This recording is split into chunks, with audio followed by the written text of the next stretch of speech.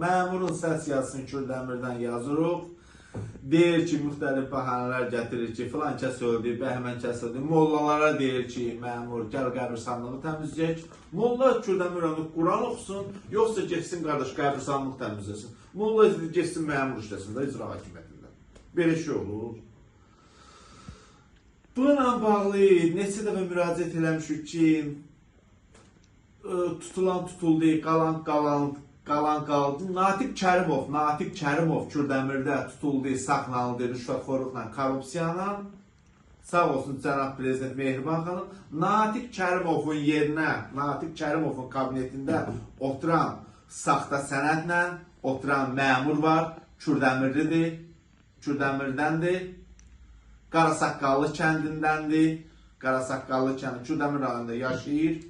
Həm də onun vayni bileti yoxdur. O necə orada işləyə bilər, cənab prezident Mehriban xanım? Sizin xəbəriniz olsun. Deyirsiniz ki, vətəndaşlar mənə siqnal verir, müraciət edir. Mən də sizə deyirəm ki, bir vətəndaşım, bir Azərbaycan xalqı kimi bu adamların sənəti yoxdur.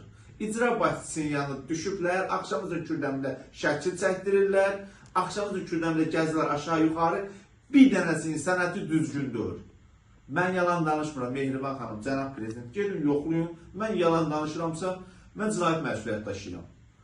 Mən sizə deyirəm ki, cənab prezident, Mehriban xanım, bunlar bəhanələrdir. Bunların səsini yazıram. Bir neçəsi mərzən gelir ki, xahiş edir ki, bizim adımızı çəkmə. Niyə çəkmirəm ki? Çəkəcəm da sizin adınızı. Kürdəmir rayonu batır. Pis vəziyyətdədir. Yeriməyə yol yoxdur. Deyirəm ki, Kürdəmir rayonu helikopter lazım, samolyot lazım. Sağ olun, çox sağ olun.